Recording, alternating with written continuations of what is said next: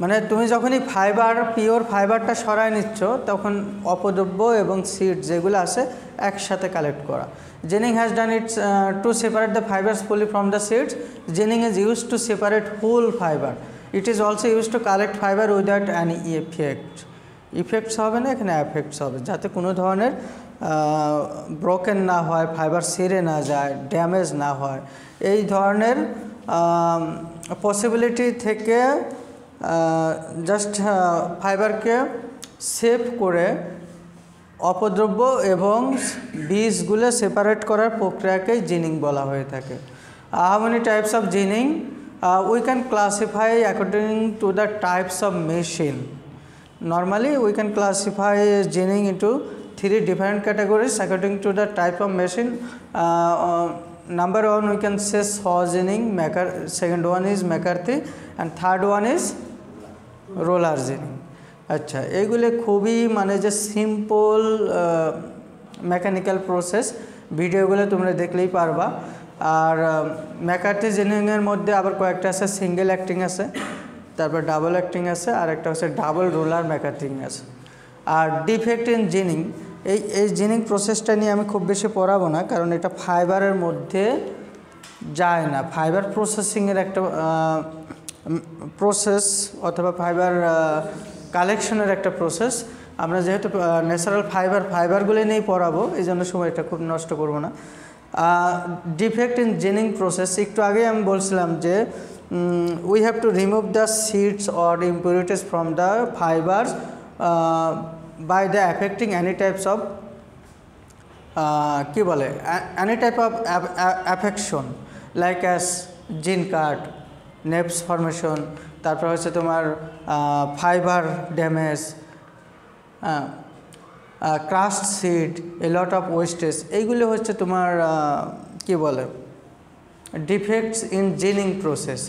এখানে যে 4টা বিষয় দেওয়া আছে, তোমরা কি এটা বুঝতে পারতেছ? জিন কাটটা কি?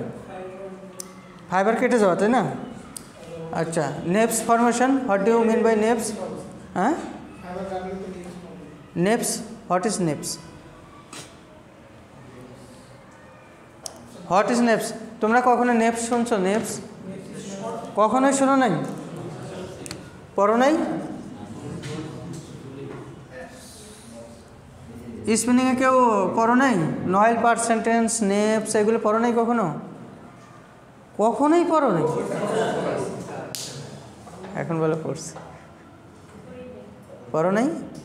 তুমি টেক্সটাইলের ডিপ্লোমা করো নাই? ও আচ্ছা, তুমি তো পড়ো নি। নেপস is occurred when few or some fibers entangle each other, অথবা entanglement of some fibers which can produce like as knot, অথবা তোমার কি বলে গিট, বাংলায় কি বলে গিট, ছোট ছোট গিট তৈরি করে, নট তৈরি করে।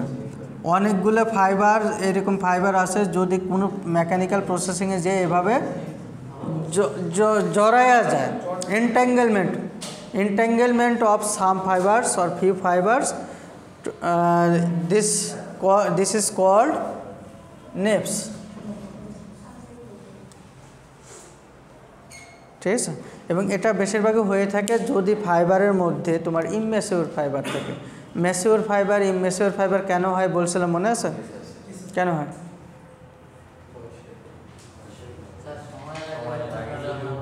হ্যাঁ, সময়ের আগে পেকে গেলে, তাই না? ওইরকম না, আরও রিজন আছে। তোমার যদি ভালোভাবে না পাকে সেটা একটা কথা আছে, আরও হচ্ছে তোমার সরি,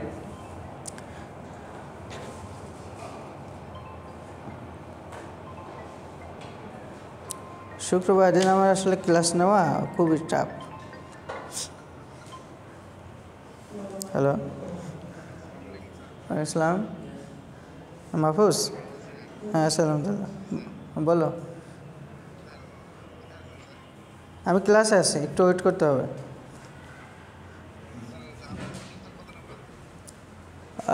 সেকেন্ড বিল্ডিংয়ে আসছো, নতুন বিল্ডিংয়ে? আচ্ছা ডিপার্টমেন্টে লিফটের পাশে উঠে 1 ফ্লোর উপরে উঠবা, তারপর টেক্সটাইল ফ্যাকাল্টি রুমে। ঠিক আছে, কি বলতেছিলাম? ম্যাচুরিটি শুধু তোমার অকাল পরিপক্ক হলেই হয় না, তার মধ্যে অকাল পরিপক্ক হওয়ার পিছনেও কারণ আছে। কারণটা হচ্ছে অনেক সময় ইনসেক্ট অ্যাফেক্টেড হলে, এনভায়রনমেন্ট ক্লাইমেট চেঞ্জ হলে, অথবা তোমার বৈরী ক্লাইমেট হলে, ঠিক আছে, বিভিন্ন কারণেই তোমার হচ্ছে। এবং কিছু প্রবলেম আবার আছে, সয়েল, তোমার সয়েলের যে কি বলে উর্বরতার ইংলিশ বলে গেছে, হ্যাঁ, এইগুলোর কারণেও হচ্ছে ইম্যাচিওর হয়। তো নর্মালি ইম্যাচিওর ফাইবার এবং ডেড ফাইবার এইগুলো তার হচ্ছে এন্টাঙ্গেলমেন্ট পসিবিলিটি অনেক বেশি থাকে এবং নেপস ফর্মেশনের পসিবিলিটি বেশি থাকে। আচ্ছা, ক্রাস্ট সিড, ক্রাস্ট, এই ক্রাস্ট মানে সেই ক্রাস্ট না তোমরা যেটা খাও, ঠিক আছে? ক্রাস্ট মানে কি? ভেঙে যাওয়া, ঠিক আছে? এই লট অফ ওয়েস্টেজ, এটা হচ্ছে তোমার যদি ইম্পিউরিটিস অনেক বেশি পরিমাণ থাকে, এমন এনভায়রনমেন্টে তুমি এটা কাল্টিভেশন করছো যেখানে আসলে প্রচুর ধুলাবালি অথবা ময়লা অপদ্রব্য এটা ফাইবারের সাথে অ্যাড হয়ে গেছে।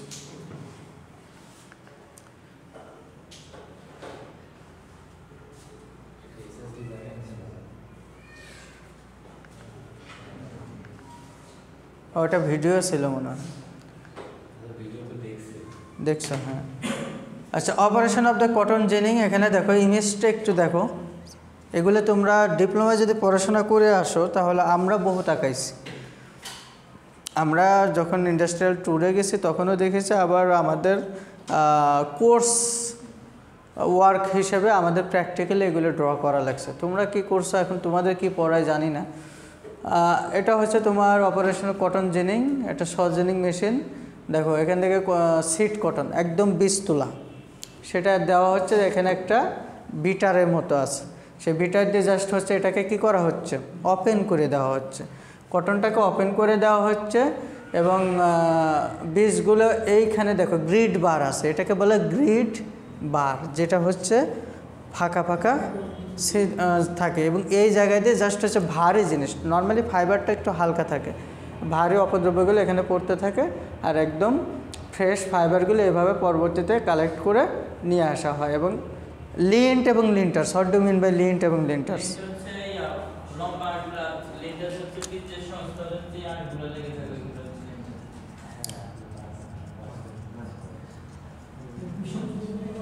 What is lint and linters? কে বললো? বলছো হোয়াট ইজ লিন্ট? লিন্ট হচ্ছে যেগুলো হচ্ছে লম্বা আঁশ, ওইগুলো হচ্ছে লিন্ট। আর লিন্টার হচ্ছে বীজের সংস্পর্শে যে আঁশগুলো লেগে থাকে, ক্ষুদ্র আঁশ যেগুলো। হ্যাঁ, মানে আমরা যদি বলি first time, after first time of জেনিং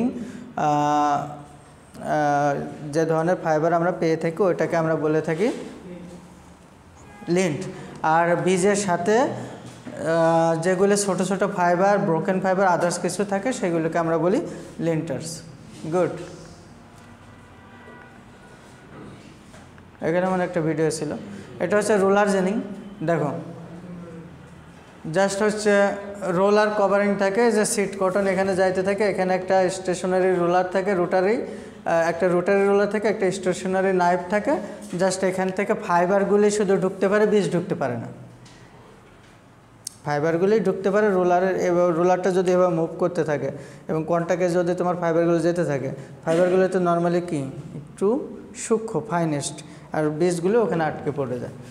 এবং সেই বীজগুলো এখান থেকে ফাইবারগুলো আসতেছে, দেখো ফাইবার আসতে থাকে এবং বীজগুলো উপর দিয়ে বের হয়ে যাচ্ছে। শুধু ফাইবারটাই রোলারের সারফেসে ড্রয়িং হয়ে থাকে অথবা টানা হয়ে থাকে। এরপর দেখো রোলার জেনিং মেশিন, এটা আছে, এখানেও একটা ভিডিও ছিল। আচ্ছা, এখন আসো বাই প্রোডাক্টস অফ কটন।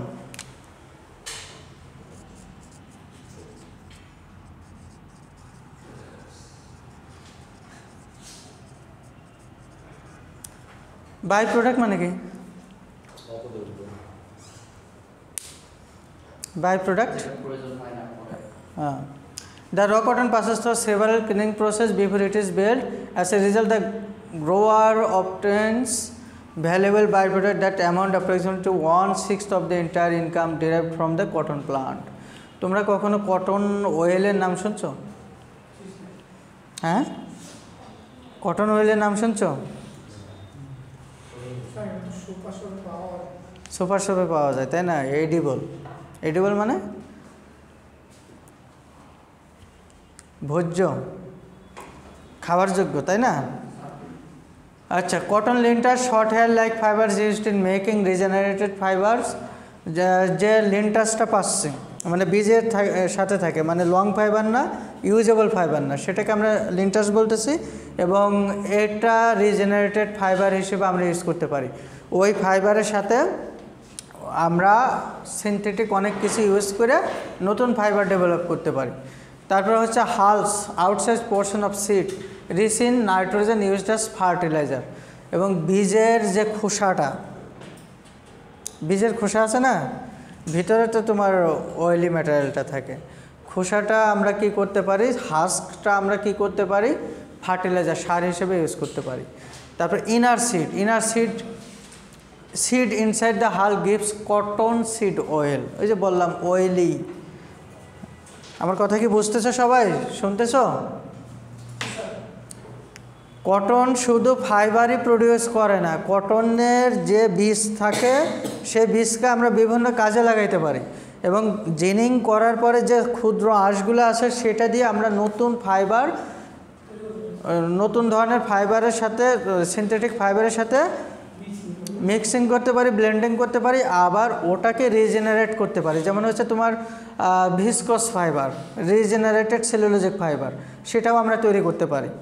আচ্ছা, লিন্টাস গেল। আর যে বীজটা থাকে, বীজের খোসা দিয়ে, হাস্ক বলে, সেটা দিয়ে আমরা ফার্টিলাইজার করতে পারি। আর বীজের ভিতরে যে ফ্যাটি অথবা অয়েলি যে পার্টটা থাকে সেটা দিয়ে আমরা তেল তৈরি করতে পারি, এডিবল অয়েল। এবং সাবান তৈরিতেও এটা ইউজ করা হয়, খাবার এবং সাবান। আচ্ছা, এগুলো হচ্ছে বেলিং অফ কটন। কটন নর্মালি আমাদের দেশে কিভাবে আসে দেখছো কখনো ফ্যাক্টরিগুলোতে? বেলের সাইজ কেমন থাকে?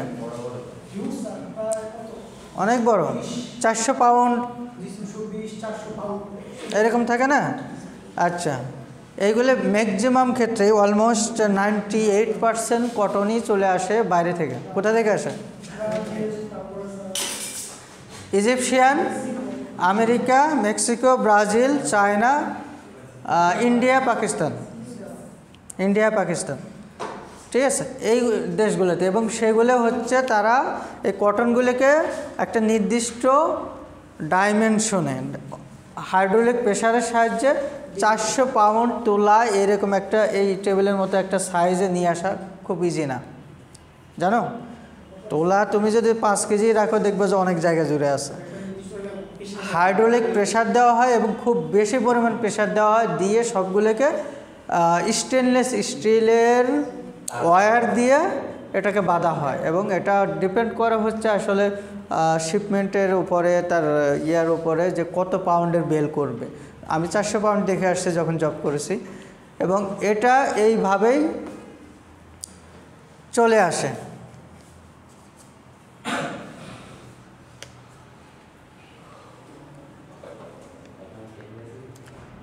আচ্ছা, cotton grading and it's system. আচ্ছা, কটন গ্রেডিং করা হয়, কটন কি সব সেম কালারের হয়? সেম প্রপার্টিসের হয়? সেম কোয়ালিটি হয়? হয় না। এটা এই কোয়ালিটিটা যেমন আমি ওই যে পড়াইছিলাম যে লেংথের উপর, স্পিসিসের উপর, যেমন 4টা স্পিসিস লেখছো সবাই আজকে? লেখছো? এটা গোসিপিয়াম, হারবেকাম, আরবোরিয়াম, বারবাডেন্স, হিটসুটাম। এর উপরে ভিত্তি করেও কি হয়, কোয়ালিটি ডিফারেন্স হয়। আর কোয়ালিটিগুলো ডিফারেন্স হয় কী কারণে? রিজন টু রিজন, কাল্টিভেশনের উপরে, ক্লাইমেটের উপরে, সিডের কোয়ালিটির উপরে, অনেক কিছু ডিপেন্ডেন্ট। তাহলে grading is done by basis of flowing factors, যেমন ময়েশ্চার পার্সেন্টেজ, কটনের মধ্যে কী পরিমাণ ময়েশ্চার কন্টেন্ট এবং ময়েশ্চার রিগেন থাকে, এমসি এবং এমআর। এই দুইটা জিনিস জানো? এমসি এমআর ময়েশ্চার, কটনের স্ট্যান্ডার্ড ময়েশ্চার এখানে কত? 5%। তার মানে 100 কেজি কটন যদি তুমি স্ট্যান্ডার্ড অ্যাটমসফেরিক কন্ডিশনে রেখে দাও তাহলে অ্যাটমসফিয়ার থেকে সে 8.5 কেজি পর্যন্ত পানি অ্যাবজর্ব করে, প্রচুর পানি অ্যাবজর্ব করে।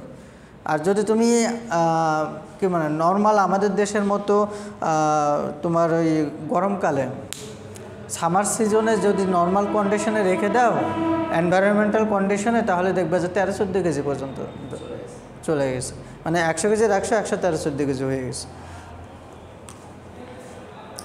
আচ্ছা, স্টেপল লেংথ নিয়ে আমি একটা ক্লাসে অন্তত 15-20 মিনিট কথা বলেছি, মনে আছে?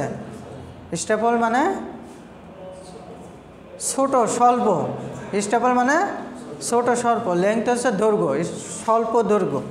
আচ্ছা, ইউনিফর্মিটি রেশিও, ওই যে আছে না তোমার যখন স্পিনিংয়ে তোমরা পড়াশোনা করবা, ইউনিফর্মিটি ইন্ডেক্স আছে, ইউনিফর্মিটি রেশিও আছে, প্রত্যেকটা কোয়ালিটি প্যারামিটার প্রপার্টিসের ক্ষেত্রেই আমরা এটা ইউজ করে থাকি। ফ্লোটিং ফাইবার্স তোমার হচ্ছে কিছু আছে ভাসমান ফাইবার, মানে সেগুলো হচ্ছে ডেড ফাইবার হতে পারে, শর্ট ফাইবার হতে পারে। মাইকোনিয়ার, এটা বোঝো ফাইননেস, মাইকোনিয়ার ভ্যালু, হ্যাঁ ফাইননেস মাইকোনিয়ার ভ্যালু। একটা ফাইবার, সিঙ্গেল একটা ফাইবার ওজন করা হয়, কথা বুঝতেছ? সিঙ্গেল একটা ফাইবার, এই কেবল যে কবে যাবে দুনিয়া থেকে, সিঙ্গেল একটা ফাইবার ওজন করা হয় কিসে? একটা ফাইবার কত ছোট তোমরা কি দেখছো? খুবই সূক্ষ্ম, কেন দেখো না? কটন ফাইবার একটা ছোট্ট ফাইবারকে যদি আমরা কেজিতে অথবা গ্রামে ওজন করি আসবে, ধরবে? মাইক্রোগ্রামে ওজন করা হয়। মাইক্রোগ্রাম বোঝো? 1 গ্রামের 10⁶। আচ্ছা, এইগুলোর উপর ডিপেন্ড করে। কোনো একটা ফাইবারে ধরো এখানে 2টা ফাইবার আছে, এটার ওজন হচ্ছে তোমার 5 মাইক্রোগ্রাম আর এটার ওজন হচ্ছে 4 মাইক্রোগ্রাম, তাহলে কোনটা ফাইনার?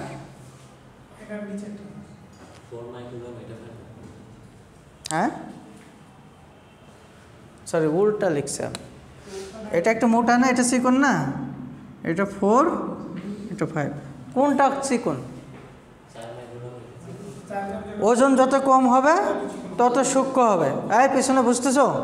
এটা হচ্ছে মাইক্রোনিয়ার। এগুলো নিয়ে টেস্টিংয়ে এবং এখানেও আমরা যদি সময় পাই পরবর্তীতে আলোচনা করব। তারপর আছে কি ট্রাশ। ট্রাশ তো বোঝে, ইম্পিউরিটিস এবং ট্রাশের মধ্যে পার্থক্য আছে, ট্রাশ ডাস্ট এগুলোর মধ্যে পার্থক্য আছে। গুড। ইনভিজিবল পার্সেন্টেজ, কিছু আছে অদৃশ্য ম্যাটার আছে, যেমন হচ্ছে তোমার কালার হতে পারে, কালার কিছু ফাইবারের কালার যদি তোমার একটু ডাল থাকে সেগুলো আবার নেক্সট প্রসেসিংয়ে যে প্রবলেম হয়। Example of grading system, below 9% moisture numbering হচ্ছে 0 আর অ্যাবভ এত লেন্থ হচ্ছে 25, জাস্ট হচ্ছে একটা গ্রেডিং স্ট্যান্ডার্ড মেনটেন করা হয়ে থাকে। তারপর হচ্ছে above 48% UR, 15 above 99.9 FF floating fibres. Micronaire value above 4.9 এটা 0, জাস্ট ওই কথাগুলো এখানে দেওয়া আছে। আচ্ছা, ইউনিভার্সাল গ্রেড সিস্টেম, এটা হচ্ছে কি কি ধরনের লিমিটেশন আছে দেখো। Only for soiled cotton, grading on the basis of trash percent, not applicable for long stable cotton, no consideration for maturity. যেটা হচ্ছে তোমার this grading is done by USDA, United State Department of Agriculture, তারা এই গ্রেডিংটা করে থাকে। কিন্তু এই গ্রেডিংয়ের বেশ কিছু প্রবলেম আছে, এরা শুধু হচ্ছে কালার বেসড করে থাকে এবং ট্রাশ বেস করে থাকে, কালার ইউলেনেস কালারনেস এগুলোর ওপর করে থাকে। আর সজেনিং যদি কোনো কটন সজেন করা হয়ে থাকে সেটার ক্ষেত্রে এটা অ্যাপ্লিকেবল না। আচ্ছা, প্রপার্টিস অফ ফাইবার এটা আমরা নেক্সট ক্লাস থেকে পড়ব এবং এই পুরো প্রপার্টিসের উপরেই আমরা একটা ক্লাসেই পুরো প্রপার্টিস আলোচনা করব। প্রপার্টিস যদি একটা ফাইবারের বুঝতে পারো তাহলে বাকি ফাইবারগুলোর প্রপার্টিস তোমাদের বুঝতে পড়াইতে আমার খুব সুবিধা হবে। কারণ এই যে প্রত্যেকটা জিনিস দেখতেছো ফাইবার, সারফেস, কালার, এটা নিয়ে যদি আমি ক্লাস নিই 2-3টা ক্লাস নিতে পারবো। এই যে টেনজাইল স্ট্রেংথ, এটার যদি পুরো অপারেশন প্রসেস সহ আমরা কথা বলতে যাই অনেক কিছু এখানে রিলেটেড আছে। ইলংগেশন আছে, ইলাস্টিক প্রপার্টিস আছে, এগুলো আমরা যতদূর পারি একটু বুঝে যাব। প্রত্যেকটা ফাইবারের সেম প্যারামিটারগুলো নিয়ে আমরা আলোচনা করব, বাট প্যারামিটারের ভ্যালুগুলি ডিফারেন্ট হবে। আচ্ছা, তাহলে নেক্সট ক্লাসে আমরা প্রপার্টিস পড়ে দেন কটন কাল্টিভেশনের কিছু একটা দেখে আমরা হচ্ছে কটন শেষ করে দেব। কোনো কোয়েশ্চেন আছে? তোমাদের কোনো হোমওয়ার্ক দেওয়া ছিল?